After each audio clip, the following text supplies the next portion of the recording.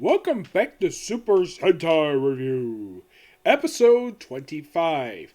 We are now at the final 3 episodes of J.A.K.Q.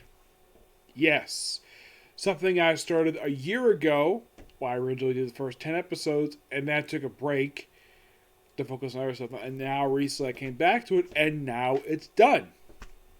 Yep. Well, let's talk about these last 3 episodes. Excuse me, yes.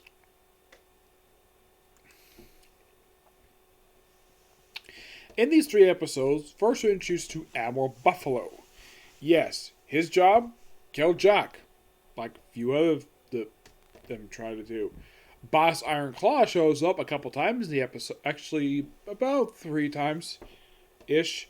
Basically, in a way, now, Buffalo tries a few times to kill J.A.K.Q. He tries some kidnapping. And then, of course, they call up Big One because apparently he's a big target for them. And, of course, he drags him out to an old West town. Which I'm thinking, why would an old West town be in Japan? Who the heck knows? Oh, yeah, by the way, when he has an actual base, at one point, basically, some place too soon, so they decided to have a cooking school, and he basically gets brought, and of course, Big One is brought there, and then of course he fights him off, and after losing to Big One, not defeated, just basically have Big One run away, well, at least retreat, Iron Claw is like, you are a spineless coward, I want nothing to do with you anymore, bye-bye, I don't want to see you anymore. And that's what I see of Iron Claw for the rest of the episode. Yep, definitely. Yep, and of course, Admiral Buffalo, after several attempts, he is finally defeated. Yep, this was a good pencil episode of this particular thing. Now, 34 and 35 are a 2-part story arc, where it is the end of J.A.K.Q. I'll get to basically at the first talk about these episodes of the reasoning why this particular run ended after 35 episodes. Thing starts off basically with, well, Shine coming. Yes, Shine, who had not been seen in a couple episodes. Yes, there was no explanation of why Shine was not in that one. Yeah, it's kind of weird. So, you have Iron Claw basically wondering about, okay, so actually it's one of his subordinates asking why, and Shine, he's like, I don't know, Shine asked me to do it. And like, okay, and they go to his strategic room, and there's a monster sitting in his chair. He's like, who are you? And get out of my chair. And he tries to hurt him, and then Shine comes like, don't. This is Great King Icarus. Basically, you work together. So, begin the plan of Operation Stardust, which is simply this. Move the Earth out of the regular solar system into, be made into the moon of Shine's home planet, Shine. Yes, seriously. And become an official moon for it, and also to colonize it. I don't know why. He just wants to. And of course, well, then we have Sky Ace just happily flying by on patrol. And of course, Boss Iron Claw is like, they fly by here all the time. They've never discovered the fact that this is our base. And Icarus is like, fire on them. Yes, this guy is an idiot. You basically blew your own cover, you idiot. And, yeah. He blows his own cover, sends out devil sharks to attack Sky Ace. And, well, that kind of gives away the fact this island is, in fact, well, to J.A.K.Q., the viewers know this island has basically been the home of crime since the start of the series. And basically, Icarus, being an idiot, gives away the location. And of course, they try to infiltrate the island, and then Karen gets wounded. Yeah, basically just Karen, aka Heart Queen, and Sakurai, Spade Ace. They infiltrate the island, and Karen gets automatically wounded in the leg, and pretty much spends the whole episode, even part of the next episode, having basically a wounded leg. Running around the island, trying to get off it. Of course, they're briefly saved by Big One, who basically is confronted by, well, Iron Claw, who decides to take off the beard, the hat, and the poncho to reveal he's basically a lot like a metal cyborg. Yep. He takes off. Oh, don't worry. He puts it back on. So he basically briefly fights Big One, while of course Sakurai himself is captured, and Karen gets away. And then of course Icarus basically puts rings around him. Iron Claw doesn't like that, frees Big One, and basically chastises Icarus for interfering in his personal affairs, mainly his feud with Big One. Yeah. Yeah, as for why in the world Big One and Iron Claw don't like each other, as far as I can tell in the main series, they never simply revealed why they hate each other. They just do.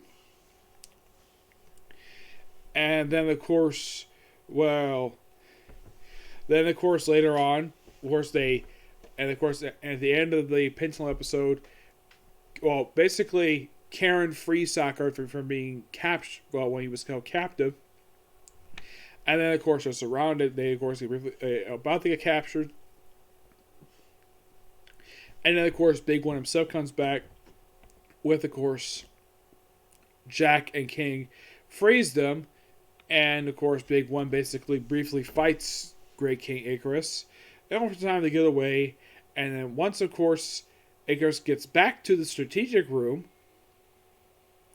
Iron Claw calls him a coward and executes him. Shine doesn't like this. And, of course, well, Iron Claw points out, though, he ran away from a fight. He's a coward.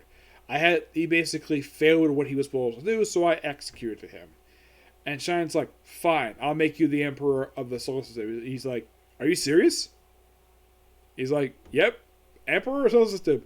And he just takes off his little outfit, like, cool, I'll basically do this myself. Also, Karen gets shot in the shoulder, and she's like nearly dying, so what did they decide to do? They decided to contact Joker, who apparently was over in the U.S., in New York of all places, flew him back, just do the surgery, and of course, Jack, of course, just happily escorts him back, and then, of course, we have agents, I think it's like 9 and 10, who are supposed to escort Joker's family, basically his wife and daughter, something they never actually, I don't think they ever brought up in the series. I think this was the first time his family ever appeared in the series that I can think of. Yeah. And they get captured by Iron Claw. Yeah. Man, this guy's got balls to capture Joker's family. And then, of course, Jack gets contacted by Iron Claw himself. I'm like, wow, this is something. And, of course, they go to rescue him, but they get captured anyways. And, of course, well, Kara is nearly dying. And then, of course, they try to have King perform the surgery because he's a former scientist. So I think he was an oceanographer. And apparently, I should bring up some other things later. I will bring up that, okay? So he's about the surgery, and then Big One's like, wait, I got an idea. So they race over to Pier 9, where everybody's inside that container. And then he freezes everybody, including Iron Claw. Yes, he freezes Iron Claw. And basically, it's everybody out there. And what does he do with the frozen Iron Claw? It says, put him in this box. And then bury him someplace. Yes, seriously, that's what he tells the ISS agents to do. Okay, fine. And then, of course, after Jack, Joker's wife and daughter are basically defrosted, Joker does the surgery, and Karen's fine. Yep, Karen's fine. Iron Claw's about to be buried, and he breaks out of his own casket. Yeah, he gets out, kills the ISS agents, and then, of course, you actually have, with Karen fully healed, we have the main four of Jack go back to Crime Island to basically destroy the damn place. Well, destroy the base that's there. Take out a lot of crimers. And then, of course, the four get confronted by Shine himself, where they get briefly confronted and he surrounds them. And then, basically, as far as I can tell, I've only seen this like one at a time in the series, where you actually have the Rangers go into the main room where the villains are always commonly seen. Because in a lot of the Sentai I've only seen this one at a time. Zoo Ranger. Yes, this is the only one I've seen we actually the Rangers infiltrate the main base. And you don't have where, oh, they attacked the Rangers base. Nope, Ranger base is not attacked at all. So, and of course, Shine himself reveals to be like this little ball of like a little robot. I'm like, really? Heck, even Ace was like, really? This is what you look like, Shine? I thought you were a big monstrosity. Like, nope, it's this little ball with spikes on it. And he defeats the thing with spade arts really easily. And then, of course, they have it where Big One, where you have Iron Claw basically tries to break into Jack headquarters just to get the Big One. I'm like, yeah, Iron Claw's got a ton of balls on him to do this. Even the chef tries to fight him. And then, of course, Big One is like, okay, hello. Like, let this be our final battle. He's like, fine. And they begin their big brawl. And, of course, somehow it spreads over to a core because Sentai love doing this. They fight for a while, and then, of course, Jack reveals to... they reveal to Claw that his boss is this little thing. It says, oh, yeah, you've been a puppet all along. And then, of course, Shine is, of course, thrown to the side. Never seeing it. It's not explained if he was actually destroyed. I just not seeing it. Just tossed aside by Iron Claw. And, of course, Iron Claw sends all the remaining crimers he's got with him with this one anyways. I'll discuss more about that when it comes to the J.A.K.Q versus Go rating movie. And after they got all the crimers, all that's left is Boss Iron Claw himself. And they try everything on him. And then, of course, the only thing that can beat him is the Big Bomber. Now, what weapon did he use to kill him?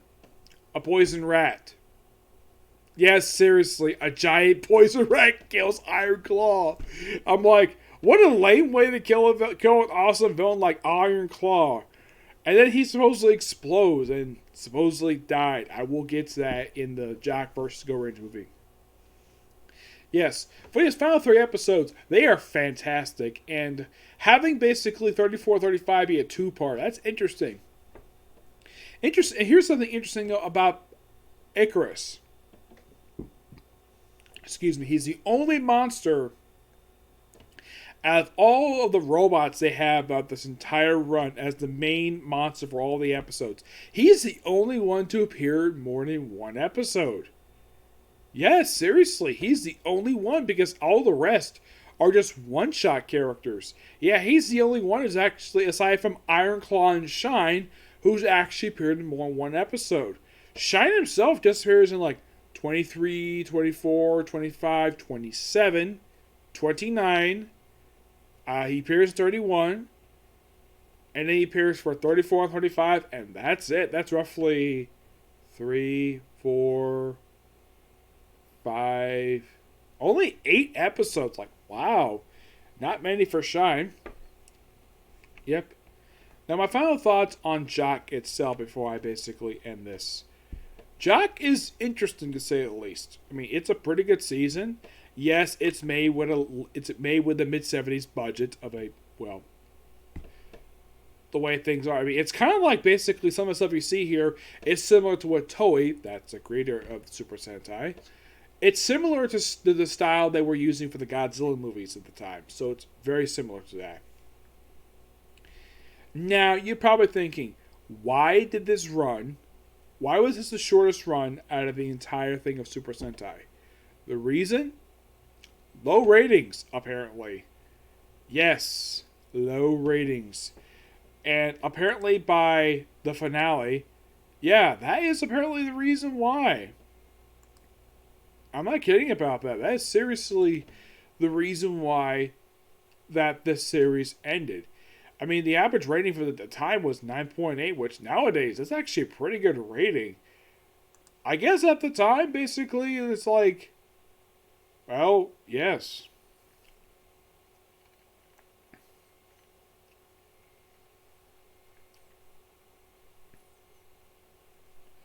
So, it was a 9.8 rating.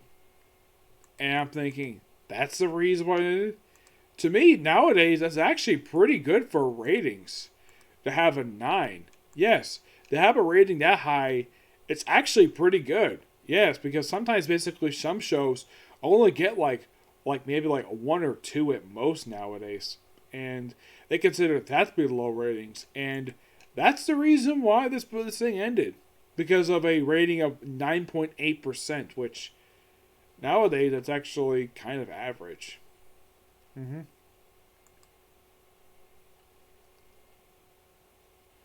Yeah, apparently at the time it was a pretty low rating, and apparently like it would not get this low again until like I think like this is actually at the time the lowest rated one for quite a while until they got the Jetman. Mm-hmm.